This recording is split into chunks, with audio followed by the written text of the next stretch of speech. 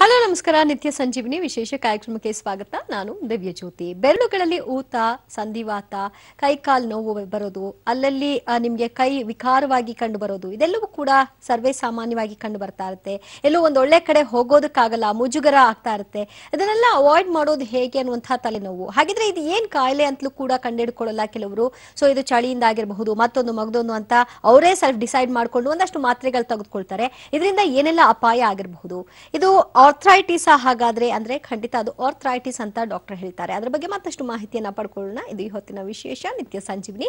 ನಮ್ ಜೊತೆಗೆ homeopathy ವೈದ್ಯರಾಗಿರುವಂತಹ doctor Asharani ಇದ್ದಾರೆ. ಅವ್ರನ್ನ ಬರ್ಮಾಡ್ಕೊಳ್ಳೋಣ. ಹಲೋ ಡಾಕ್ಟರ್, ಕಾರ್ಯಕ್ರಮಕ್ಕೆ ಸ್ವಾಗತ. Thank you. ಡಾಕ್ಟರ್, ಈಗ ಆರ್ಥ್ರೈಟಿಸ್ ನ ಲಕ್ಷಣಗಳೇನು, ಯಾವ ಕಾರಣಕ್ಕೆ ಬರುತ್ತೆ ಮೇನ್ಲಿ? ಯೂಶಲಿ ಈಗ ಆರ್ಥರೈಟಿಸ್ ಅಂದ್ರೆ ಪ್ರತಿಯೊಬ್ಬರಿಗೂ ಗೊತ್ತಿರೋಂಥದ್ದೇ ಜಾಯಿಂಟ್ಸ್ ಅಲ್ಲಿ ಆಗುವಂತ ಸಮಸ್ಯೆ ಅಂತ ನಾವು ಹೇಳ್ತೀವಿ. ಜಾಯಿಂಟ್ಸ್ ಅಂದ ತಕ್ಷಣಕ್ಕೆ ಎರಡು ಮೂಳೆಗಳು ಸೇರುವಂತ ಜಾಗ ನಮ್ಮ ದೇಹದಲ್ಲಿ ಎಲ್ಲೆಲ್ಲಿ ಕಂಡು ಬರುತ್ತೋ ಆ ಎಲ್ಲಾ ಭಾಗದಲ್ಲೂ ಕೂಡ ಕೆಲವರಿಗೆ ನೋವು ಕಾಣಬಹುದು. ಕೆಲವರಿಗೆ ಓನ್ಲಿ ಪರ್ಟಿಕ್ಯುಲರ್ ಜಾಯಿಂಟ್ಸ್ ಅಲ್ಲಿ ಅಷ್ಟೇ ನೋವು ಬರ್ತಾ ಇರುತ್ತೆ, ಮಂಡಿಯಲ್ಲಿ ಅಷ್ಟೇ ಬರ್ತಾ ಇದೆ ಅಂತ ಹೇಳ್ತಾರೆ.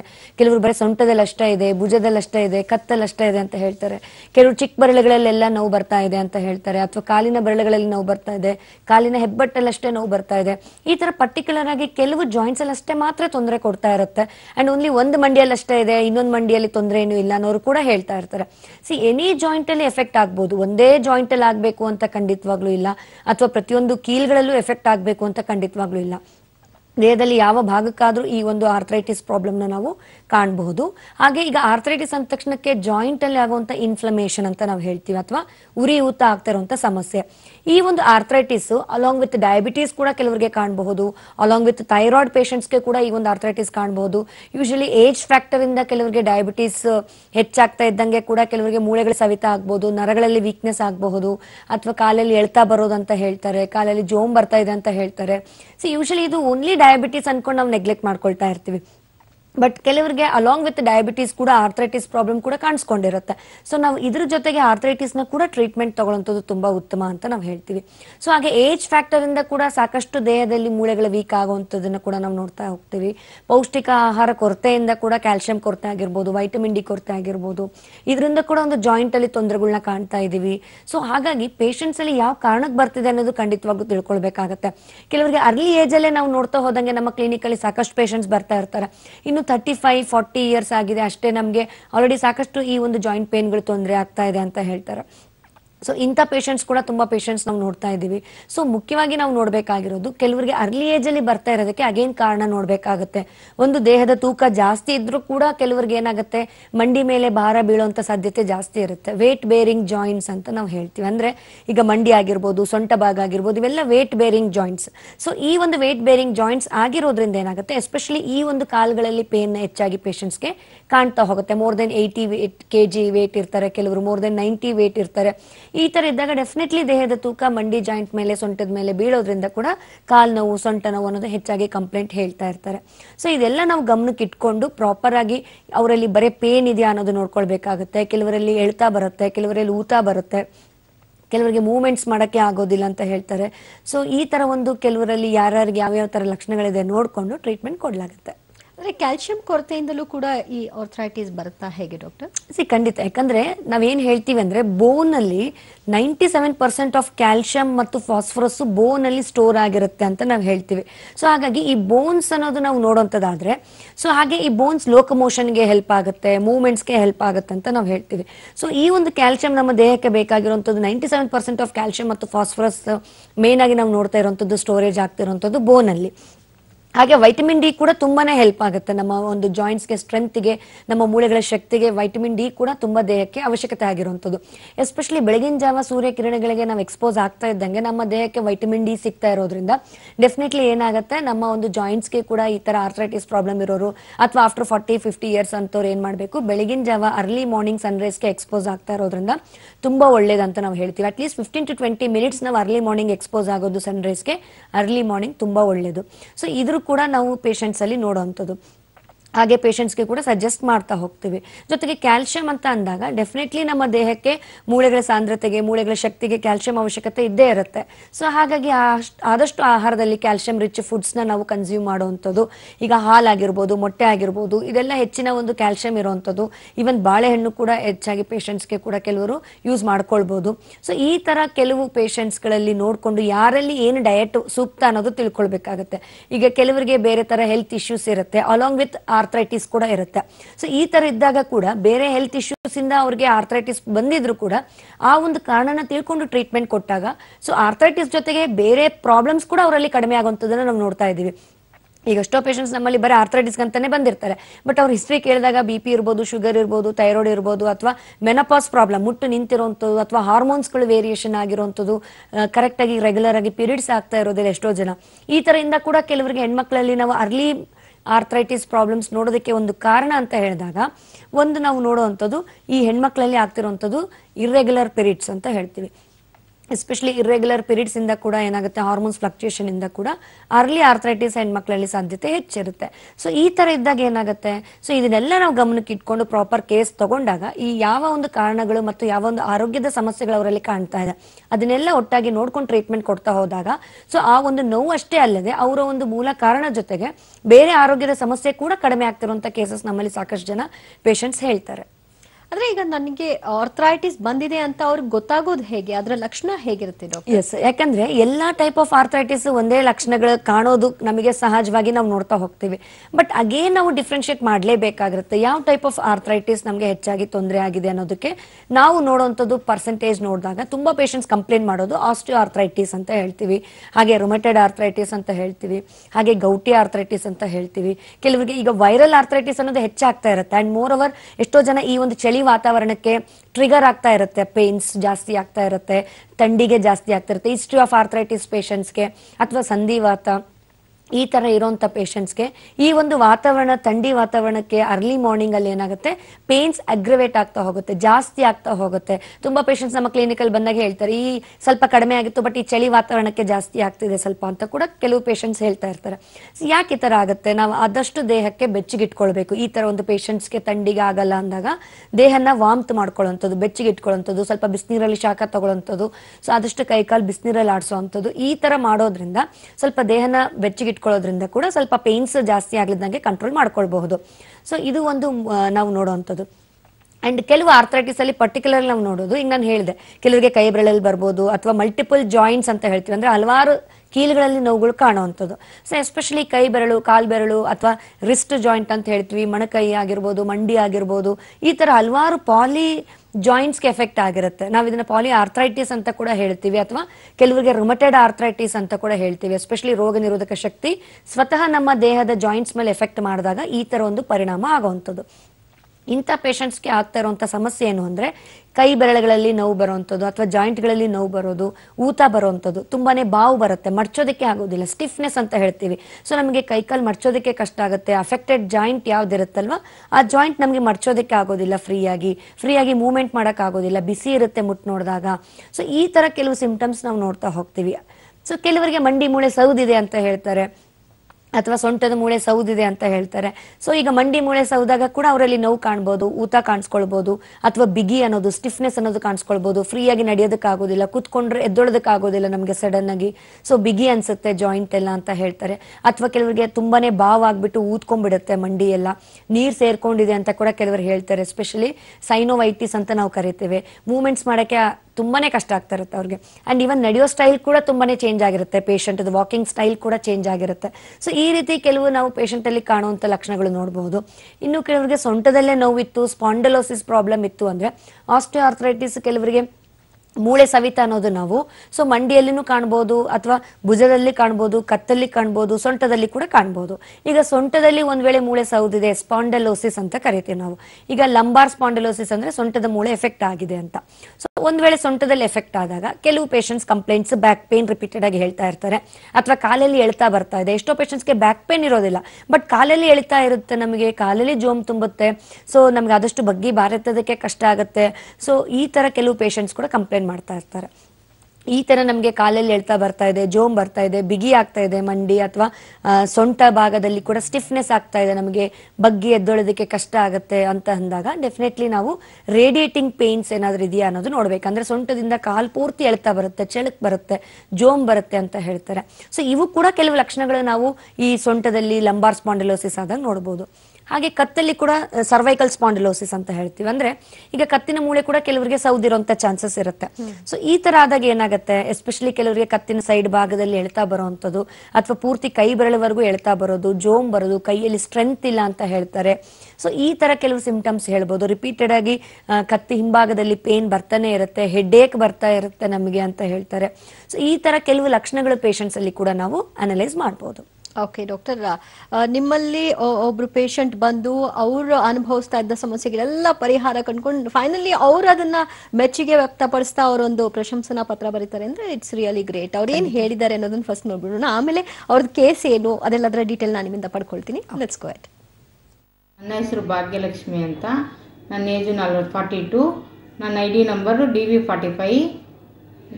ನಮ್ಮ ಹೋಮಿಯೋಪತಿಗೆ ಬಂದಿದ್ದೆ. ನೆಲಮಂಗಲದಲ್ಲಿ ತುಂಬ ಕಡೆ ಎಲ್ಲ ತೋರಿಸ್ತಿದ್ವಿ, ಎಲ್ಲೂ ನಮಗೆ ವಾಸಿ ಆಗಲಿಲ್ಲ.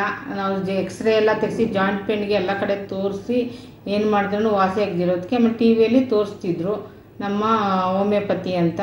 ಆವಾಗ ನಾವು ಫೋನ್ ಮಾಡಿ ಅಪಾಯಿಂಟ್ಮೆಂಟ್ ತೊಗೊಂಡು ಇಲ್ಲಿ ಸಿಂಧುಶ್ರೀ ಅಂತ ಮೇಡಮು ನನಗೆ ಟ್ರೀಟ್ಮೆಂಟ್ ಕೊಡ್ತಾ ಇದ್ದಾರೆ, ಚೆನ್ನಾಗಿ ನೋಡ್ತಾ ಇದ್ದಾರೆ. ಶುಗರ್ ಕಮ್ಮಿ ಮಾಡಿದ್ರು, ಆಮೇಲೆ ಕಾಲು ನೋವು ಎಲ್ಲ ಕಮ್ಮಿ ಮಾಡಿದ್ರು, ಮತ್ತು ಇಚ್ಚಿಂಗ್ ಪ್ರಾಬ್ಲಮ್ ಇತ್ತು ಅದು ಕಮ್ಮಿ ಮಾಡಿದ್ರು, ಮತ್ತು ಎಲ್ಲ ಮಾಡಿ ಇವಾಗ ಚೆನ್ನಾಗಿ ಇದ್ದೀನಿ.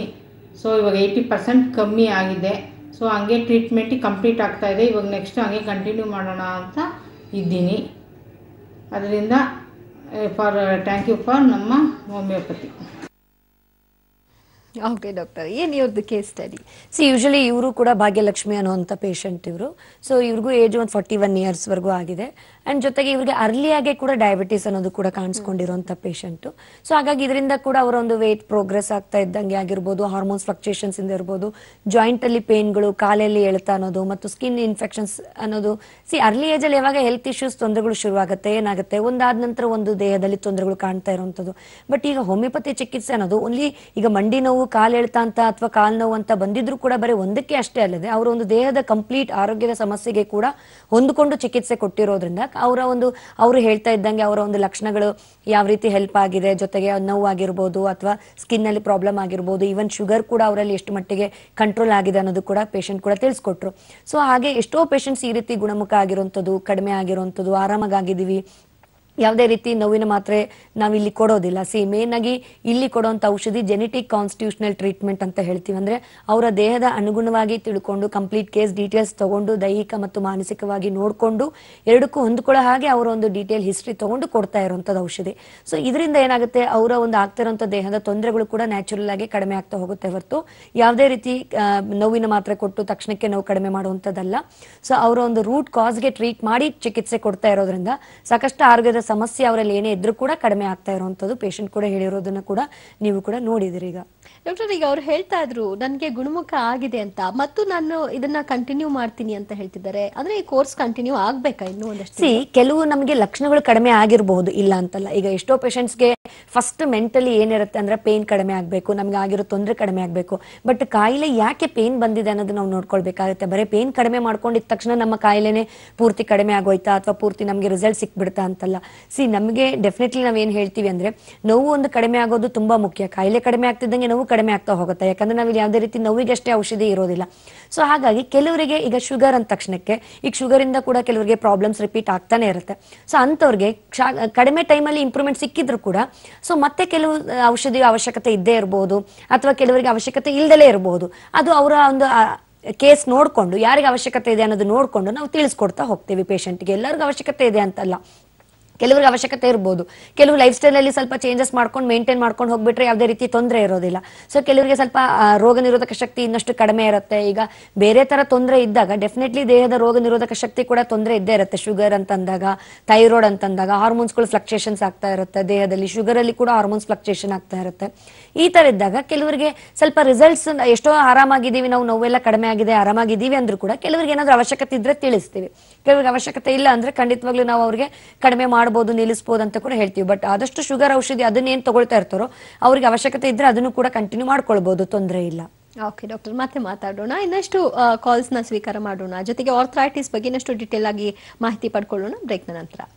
ಮುಖ್ಯವಾಗಿ ಶುಗರ್ ಅರ್ಲಿ ಏಜ್ಗೆ ಬಂದ್ಬಿಡುತ್ತೆ ಹಲವರಿಗೆ. ಶುಗರ್ ಇದ್ದವ್ರ ಹೆಲ್ತ್ ಮೇಲೆ ಇನ್ನೂ ಎಫೆಕ್ಟ್ ಆಗೋದು ಸರ್ವೇ ಸಾಮಾನ್ಯ. ಸೊ ಅಂಥವ್ರಿಗೆ ಆರ್ಥರೈಟಿಸ್ ಯಾವ ರೀತಿ ಪರಿಣಾಮ ಬೀರಬಹುದು, ಸೊ ಅದ್ರ ಬಗ್ಗೆ ಹೇಳೋದಾದ್ರೆ? ಖಂಡಿತ, ಯಾಕಂದ್ರೆ ಈಗ ಕೆಲವರಲ್ಲಿ ನಾವು ಆರ್ಥರೈಟಿಸ್ ಅನ್ನೋದು ಆಸ್ ಎ ಲೇಟರ್ ಸ್ಟೇಜ್ ಅಥವಾ as A complication of disease ಇಂದ ಕೂಡ ನೋಡಬಹುದು ನಾವು ಕೆಲವರಿಗೆ. ಸೊ ಈ ತರ ಇದ್ದಾಗ ಏನಾಗುತ್ತೆ, ಈಗ ಅರ್ಲಿ ಏಜ್ ಅಲ್ಲೇ ಕೆಲವರಿಗೆ ಶುಗರ್ ಕಾಣಿಸ್ಕೊಳ್ಳುವಂಥದ್ದು, 20-30 ವರ್ಷಕ್ಕೆ ಕೆಲವರು ಶುಗರ್ ಕಾಣಿಸ್ಕೊಂಡಿರುತ್ತೆ. ಸೊ ಸಾಕಷ್ಟು ಔಷಧಿಗಳು ಕೂಡ ಮಾಡ್ತಾ ಇರ್ತಾರೆ, ಕೆಲವರಿಗೆ ಕಂಟ್ರೋಲ್ ಇರುತ್ತೆ, ಕೆಲವರಿಗೆ ಫ್ಲಕ್ಚುಯೇಷನ್ ಆಗ್ತಾ ಇರುತ್ತೆ.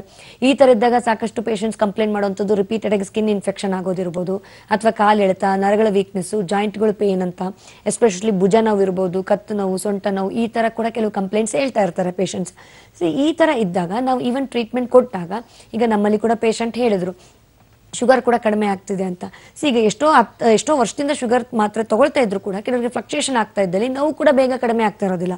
So along with sugar control ಮಾಡ್ಕೊಂಡು ಪ್ರಾಪರ್ ಆಗಿ ನಾವು ಮೆಡಿಸಿನ್ಸ್ ತಗೊಂಡಾಗ ಇನ್ನಷ್ಟು ರಿಸಲ್ಟ್ಸ್ ನಾವು ಪೇಷಂಟ್ಸ್ ಅಲ್ಲಿ ಹೆಚ್ಚಾಗಿ ಪಡ್ಕೋಬಹುದು. ಓಕೆ, ಈಗ ಈ ಕೈ ಬೆರಳುಗಳೆಲ್ಲ ಊತ ಆಗೋದು, ವಿಕಾರ ಆಗೋದು, ಸೊ ಆಗ ಅವ್ರಿಗೊಂಥರ ಮುಜುಗರ, ಎಲ್ಲಾದ್ರೂ ಹೋಗ್ಬೇಕು ಅಂದ್ರೂ ಕೂಡ ಹೆಸಿಟೇಟ್ ಮಾಡ್ಕೊಳ್ತಾರೆ. ಸೊ ಅದು ಆ ತರ ಸ್ಟೇಜ್ ಅಲ್ಲಿ ಇದ್ದವ್ರದ್ದು ಕೂಡ ಗುಣಮುಖ ಮಾಡಬಹುದಾ, ಅದು ನಾರ್ಮಲ್ ಸ್ಟೇಜ್ ಬರಬಹುದಾ ಈ ಹೋಮಿಯೋಪತಿಯಿಂದ?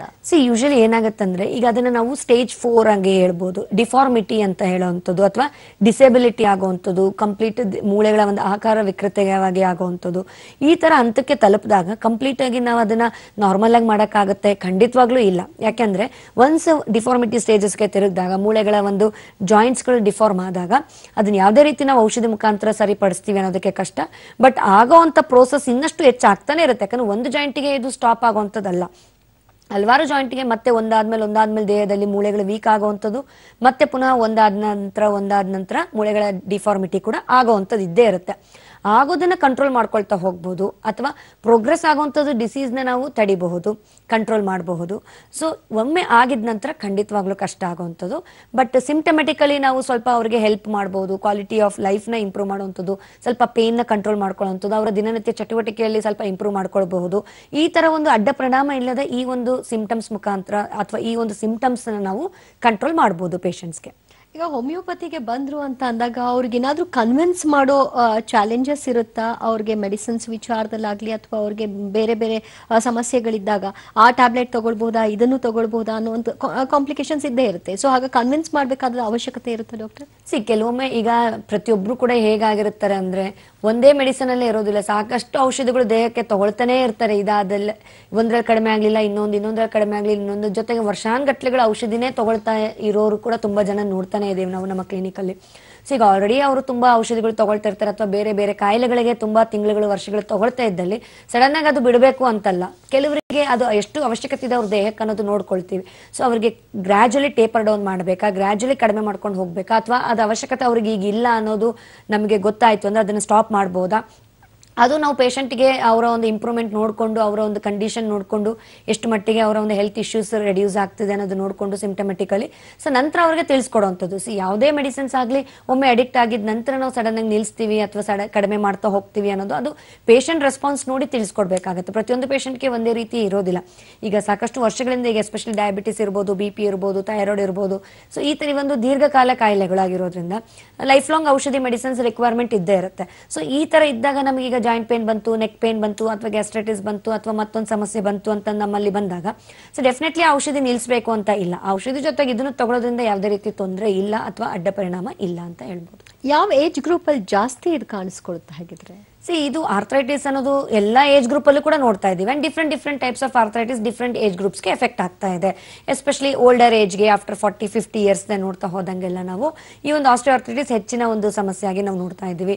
ಈಗ ರುಮಟೆಡ್ ಆರ್ಥರೈಟಿಸ್ ಅಂತ ಹೇಳಿದೆ, ಅಂಡ್ ಗೌಟಿ ಆರ್ಥರೈಟಿಸ್ ಅಂತ ಕೂಡ ಹೇಳಿದೆ. ಎಸ್ಪೆಷಲ್ ಆಗಿ ನಾವು ಈ 20s ಏಜ್ ಗ್ರೂಪ್ಸ್ ಆಗಿರ್ಬೋದು, 30s ಏಜ್ ಗ್ರೂಪ್ಸ್ ಅಲ್ಲಿ ಹೆಚ್ಚಾಗಿ ನೋಡ್ತಾ ಹೋಗ್ತಾ ಇದೀವಿ. ಈವನ್ ಜುವೆನೈಲ್ ಆರ್ಥರೈಟಿಸ್ ಅಂತ ಹೇಳ್ತೀವಿ, ಅಂದ್ರೆ ಎಸ್ಪೆಷಲಿ ಮಕ್ಕಳಲ್ಲಿ ಕಾಣಿಸ್ಕೊಳ್ಳುವಂಥದ್ದು ಈ ರೀತಿ ಆರ್ಥರೈಟಿಸ್ ಕೂಡ ಟ್ರೀಟ್ಮೆಂಟ್ ಸಿಗ್ತಾ ಇದೆ. ಸೊ ಈ ಗೌಟ್ ಅಂತಂದಾಗ ಇದ್ದಾಗ ಯೂರಿಕ್ ಆಸಿಡ್ ಅಂಶ ಏನಾಗುತ್ತೆ ರಕ್ತದಲ್ಲಿ ಜಾಸ್ತಿಯಾಗಿ ನಮ್ಮ ರಕ್ತ ಸಂಚಾರ ಮುಖಾಂತರ ಆ ಯೂರಿಕ್ ಆಸಿಡ್ ಏನಾಗುತ್ತೆ ನಮ್ಮ ಸಂಧಿಗಳಲ್ಲಿ ಹೋಗಿ ಸೇರ್ಕೊಂಡ್ಬಿಡುತ್ತೆ. ಸಂಧಿಗಳಲ್ಲಿ ಹೋಗಿ ಸೇರ್ಕೊಂಡು ಅಲ್ಲಿ ಒಂದು ಯೂರಿಕ್ ಆಸಿಡ್ ಕ್ರಿಸ್ಟಲ್ಸ್ ಅಂತ ಹೇಳ್ತೀವಿ, ಅಂದ್ರೆ ಕಲ್ಲುಗಳ ಆಕಾರವಾಗಿ ಆ ಒಂದು ಯೂರಿಕ್ ಆಸಿಡ್ ಫಾರ್ಮ್ ಆಗ್ಬಿಟ್ಟು ತುಂಬಾನೇ ಪೇನ್ ಬರುವಂಥದ್ದು, ಊದ್ಕೊಂಡ್ಬಿಡುತ್ತೆ, ಜಾಯಿಂಟ್ ಎಲ್ಲ ರೆಡ್ ಆಗುತ್ತೆ, ಚುಚ್ಚದಂಗೆ ಪೇನ್ ಬರ್ತಾ ಇರುತ್ತೆ. ಎಸ್ಪೆಷಲಿ ಕಾಲಿನ ಹೆಬ್ಬಟ್ಟಲ್ಲಿ ಸಾಕಷ್ಟು ಪೇಷಂಟ್ಸ್ಗೆ ಪೇನ್ ಬರ್ತಾ ಇದೆ ಅಂದಾಗ ನಾವೊಂದು ಯೂರಿಕ್ ಆಸಿಡ್ ಅಂಶ ಏನಾದರೂ ಅವರಲ್ಲಿ ಜಾಸ್ತಿ ಆಗ್ತಿದೆಯಾ ಅನ್ನೋದು ನೋಡಬೇಕಾಗುತ್ತೆ. ಆ್ಯಂಡ್ ಇದಕ್ಕೆ ಹಲವಾರು ಪರೀಕ್ಷೆಗಳು ಕೂಡ ನಾವು ಇರುತ್ತೆ. ಸೊ ಕೆಲವರಿಗೆ ಈ ಗೌಟ್ ಇದೆಯಾ ಅಂತಂದಾಗ ಕನ್ಫರ್ಮ್ ಮಾಡ್ಕೊಳ್ಬೇಕಾಗುತ್ತೆ, ರುಮಟೆಡ್ ಆರ್ಥ್ರೈಟಿಸ್ ಇದೆಯಾ ಅಥವಾ ಆಸ್ಟಿಯೋ ಆರ್ಥ್ರೈಟಿಸ್ ಇದೆಯಾ ಅಥವಾ ಸೀರೋ ನೆಗೆಟಿವ್ ಆರ್ಥ್ರೈಟಿಸ್ ಇದೆಯಾ, ವೈರಲ್ ಆರ್ಥ್ರೈಟಿಸ್ ಇದೆಯಾ. ಈಗ ವೈರಲ್ ಆರ್ಥ್ರೈಟಿಸ್ ಹಿಸ್ಟ್ರಿ ಆಫ್ ಏನಾದರೂ ಚಿಕನ್ ಗುನ್ಯಾ ಇತ್ತಾ, ಡೆಂಗು ಇತ್ತಾ, ಈ ಥರ ನಾವು ಕೇಳ್ತಾ ಹೋಗ್ತೀವಿ ಕೆಲವರಿಗೆ. ಸೊ ಈ ಥರ ಹಿಸ್ಟ್ರಿ ಇತ್ತು, ಎಸ್ಪೆಷಲಿ ಜ್ವರ ಬಂದಿತ್ತು, ಜ್ವರ ಬಂದ ನಂತರ ನಮಗೆ ಈ ಒಂದು ಪೇನ್ಸ್ ಶುರುವಾಗಿದೆ ಅಂತ ಹೇಳ್ತಾರೆ ಕೆಲವರು. ಸೊ ಈ ತರ ಇದ್ದಾಗ ಏನಾಗುತ್ತೆ ವೈರಲ್ ಆರ್ಥ್ರೈಟಿಸ್ ಅಂತ ಕೂಡ ನಾವು ಹೇಳ್ತೀವಿ ಅಥವಾ ಪೋಸ್ಟ್ ವೈರಲ್ ಆರ್ಥ್ರಾಲ್ಜಿಯಾ ಅಂತ ಕರಿತೀವಿ. ಈ ರೀತಿ ಇದ್ದಾಗ ಸಾಕಷ್ಟು ಪೇಷಂಟ್ಸ್ ಕಂಪ್ಲೇಂಟ್ ಮಾಡೋದು, ಈಗ ಜ್ವರ ಕಡಿಮೆ ಆಯ್ತು ನಮಗೆ, ಬಟ್ ಈ ಪೇನ್ ರಿಪೀಟೆಡ್ ಆಗಿ ಬರ್ತಾನೆ ಇದೆ, 6 months ಆಯ್ತು, 1 year ಆಯ್ತು, ಕಡಿಮೆ ಆಗ್ತಾ ಇಲ್ಲ. ಸೊ ಈ ತರ ಇದ್ದಾಗ definitely we need to see, ಕೆಲವು ರಕ್ತ ಪರೀಕ್ಷೆಗಳು ಕೂಡ ಅದಕ್ಕೆ ತಕ್ಕ ಹಾಗೆ ಇರುತ್ತೆ ಆರ್ಥ್ರೈಟಿಸ್ಗೆ.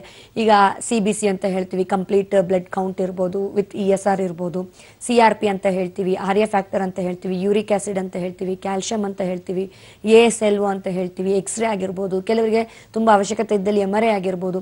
ಯಾರಿಗೆ ಯಾವ ಪರೀಕ್ಷೆಗಳ ಅವಶ್ಯಕತೆ ಇದೆ ಅನ್ನೋದು ಅವರ ಒಂದು ಡೀಟೇಲ್ ಹಿಸ್ಟ್ರಿ ತಗೊಂಡು ನೋಡ್ಕೊಂಡು ಅವಶ್ಯಕತೆ ಇದ್ದಲ್ಲಿ ತಿಳಿಸ್ಕೊಡ್ಬೇಕಾಗತ್ತೆ. ಸೊ ನೋಡ್ಕೊಂಡು ಈ ತರ ಟ್ರೀಟ್ಮೆಂಟ್ ನೋಡ್ಕೊಂಡು ಕೊಡ್ಬೇಕಾಗತ್ತೆ. ಸಾಮಾನ್ಯವಾಗಿ ಡಾಕ್ಟರ್ ಸಜೆಸ್ಟ್ ಮಾಡೋದು ತುಂಬಾ ವೆಯ್ಟ್ ಇದ್ದಾರೆ ಅಂದ್ರೆ ಫಸ್ಟ್ ವೆಯ್ಟ್ ನ ರೆಡ್ಯೂಸ್ ಮಾಡೋದಕ್ಕೆ ನೋಡಿ ಅಂತ. ಈ ತರ ಆರ್ಥ್ರೈಟಿಸ್ ಸಮಸ್ಯೆ, ಜಾಯಿಂಟ್ಸ್ ಪೇನ್ ಎಲ್ಲ ಇರುತ್ತೆ ಅಂತಂದಾಗ ಅವ್ರು ವೆಯ್ಟ್ ರೆಡ್ಯೂಸ್ ಮಾಡ್ಕೊಳ್ಳೋದು ಹೇಗೆ? ಎಕ್ಸರ್ಸೈಸ್ ಮಾಡೋಕ್ಕಾಗಲ್ಲ, ವಾಕಿಂಗ್ ಮಾಡೋಕ್ಕಾಗಲ್ಲ, ಹೇಗೆ? ಬೇರೆ ಸಜೆಷನ್ಸ್ ಏನ್ ಕೊಡ್ತೀರಿ? ಅಂಡ್ ಡಯಟ್ ಹೇಗೆ ಫಾಲೋ ಮಾಡಬೇಕು? ಖಂಡಿತ, ಯಾಕಂದ್ರೆ ಸಾಕಷ್ಟು ಈಗ ವೇಟ್ ಇಂದ ಪೇನ್ಸ್ ಜಾಸ್ತಿ ಆಗುತ್ತೆ ಅಥವಾ ವೇಟ್ ಇಂದ ಆರ್ಥ್ರೈಟಿಸ್ ಪ್ರಾಬ್ಲಮ್ ಕೂಡ ಬರ್ತಾ ಇದೆ. ನಾನು ಆಲ್ರೆಡಿ ಹೇಳಿದೆ, ಒಬೆಸಿಟಿಯಿಂದ ಎಸ್ಪೆಷಲಿ ದೇಹದ ತೂಕ ಜಾಸ್ತಿ ಇದ್ದಲ್ಲಿ ನಮ್ಮ ಒಂದು ವೇಟ್ ಬೇರಿಂಗ್ ಜಾಯಿಂಟ್ ಅಂತ ಏನು ಹೇಳ್ತೀವಿ, ಮಂಡಿ ಅಥವಾ ಸೊಂಟ, ಇದ್ರ ಮೇಲೆ ಹೆಚ್ಚಿನ ಒತ್ತಡ ಬೀಳ್ತಾ ಇರುತ್ತೆ. ಇದರಿಂದ ಅವರಲ್ಲಿ ಸಾಕಷ್ಟು ಪೇನ್ಸ್ ಬರ್ತಾ ಇರಬಹುದು, ನೋವುಗಳು ಬರ್ತಾ ಇರಬಹುದು. ಈ ನೋವು ಇದ್ದಾಗ ನಡೆಯೋದಕ್ಕೂ ಕಷ್ಟ ಆಗುತ್ತೆ, ವೇಟ್ ಇಳಿಸೋದಕ್ಕೂ ಕಷ್ಟ ಆಗುತ್ತೆ, ವಾಕ್ ಮಾಡೋಕ್ಕೂ ಕಷ್ಟ ಆಗುತ್ತೆ. ಸೊ ಈ ತರ ಇದ್ದಾಗ ನಾವು ಆದಷ್ಟು ನಮ್ಮ ಆಹಾರ ಪದ್ಧತಿಯಲ್ಲಿ ಕೂಡ ಕಂಟ್ರೋಲ್ ಮಾಡ್ಕೊಳ್ಬೇಕಾಗುತ್ತೆ. ಸೊ ಅದಕ್ಕೆ ಪ್ರಾಪರ್ ಪ್ಲಾನ್ಡ್ ಡಯಟ್ ನಾವು ನೋಡಿಕೊಂಡು ಆ ಪೇಷಂಟ್ಗೆ ಅವರು ಬೇರೆ ಹೆಲ್ತ್ ಇಶ್ಯೂಸ್ ಏನಾದ್ರೂ ಇದೆಯಾ, ಯಾವ ಒಂದು ಹೆಲ್ತ್ ಪ್ಲಾನ್ ಅವ್ರಿಗೆ ಹೋಗಬೇಕು, ಡಯಟ್ ಪ್ಲಾನ್ ಹೋಗಬೇಕು. ಆದಷ್ಟು ನಾವು ಅದನ್ನ ಕಾರ್ಬೋಹೈಡ್ರೇಟ್ ರಿಚ್ ಫುಡ್ಸ್ನ ಸ್ವಲ್ಪ ಕಡಿಮೆ ಮಾಡಿಕೊಂಡು ಪ್ರೋಟೀನ್ಸ್ ಬಳಕೆ ಜಾಸ್ತಿ ಮಾಡ್ಕೊಳ್ಳೋಂಥದ್ದು. ಸೊ ಈ ರೀತಿ ಕೆಲವು ಫುಡ್ ಎಲ್ಲ ಆಗೋದು, ಎಷ್ಟು ಮಟ್ಟಿಗೆ ಅವ್ರಿಗೆ ಒಂದು ಫಿಸಿಕಲ್ ಆಕ್ಟಿವಿಟಿ ಮಾಡ್ಬೋದು, ಕೆಲವು ಸ್ಟ್ರೆಚಿಂಗ್ ಎಕ್ಸಸೈಸಸ್ ಇರ್ಬೋದು, ಬೇಸಿಕ್ ಆಗಿ ಅವ್ರಿಗೆ ಯಾವ ರೀತಿ ಮಾಡ್ಬೋದು ಅದನ್ನೆಲ್ಲ ಪೇಷಂಟ್ಗೆ ನೋಡ್ಕೊಂಡು ತಿಳಿಸ್ಕೊಡ್ಲಾಗುತ್ತೆ. Okay doctor, thank you so much. ಇಷ್ಟೊತ್ತು ಕೂಡ ಈ ಕಾರ್ಯಕ್ರಮದಲ್ಲಿ ಆರ್ಥ್ರೈಟಿಸ್ ಬಗ್ಗೆ ವಿವರವನ್ನು ತಿಳ್ಕೊಟ್ರಿ ಅಂಡ್ ನಮ್ಮ ಹೋಮಿಯೋಪತಿಯಲ್ಲಿ ಹೋಮಿಯೋಪತಿ ಟ್ರೀಟ್ಮೆಂಟ್ನ ಹೇಗೆ ತಗೊಂಡ್ರೆ ಎಷ್ಟು ಗುಣಮುಖ ಆಗಬಹುದು ಅಂತ ತಿಳಿಸ್ಕೊಟ್ರಿ. Thank you so much. Welcome. Right ವೀಕ್ಷಕರೇ, ಡಾಕ್ಟರ್ ಆಶಾ ರಾಣಿ ಅವ್ರನ್ನ ಭೇಟಿ ಮಾಡಬೇಕು, ಇಲ್ಲ ನಮ್ಮ ಹೋಮಿಯೋಪತಿಗೆ ನೀವು ಹೋಗಬೇಕು ಅಂತಾದ್ರೆ ಈ ಅಡ್ರೆಸ್ನ ನೋಟ್ ಮಾಡ್ಕೊಳ್ಳಿ. ಡಾಕ್ಟರ್ ಆಶಾ ರಾಣಿ ಹೋಮಿಯೋಪತಿ ವೈದ್ಯರು. ನಮ್ಮ ಹೋಮಿಯೋಪತಿ ಕರ್ನಾಟಕದಲ್ಲಿ ಬೆಂಗಳೂರು, ಮಲ್ಲೇಶ್ವರಂ, ಜಯನಗರ, ಹುಬ್ಬಳ್ಳಿ, ಮೈಸೂರು, ಹಾಸನ, ದಾವಣಗೆರೆ, ಕಲಬುರಗಿ, ಶಿವಮೊಗ್ಗ, ಉಡುಪಿ, ಬೆಳಗಾವಿ, ಹೊಸಪೇಟೆಯಲ್ಲಿ ಶಾಖೆಗಳಿದೆ.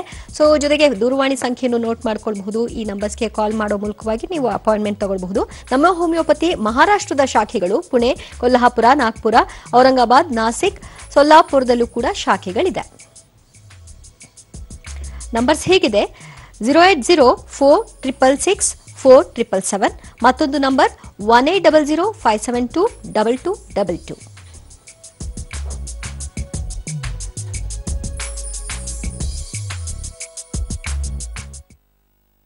ಇದೆಷ್ಟು ಈ ಹೊತ್ತಿನ ನಿತ್ಯ ಸಂಜೀವಿನಿ. ನೆನಪಲ್ಲಿ ನ್ಯೂಸ್ ರಿಪಬ್ಲಿಕ್ ಟಿವಿ.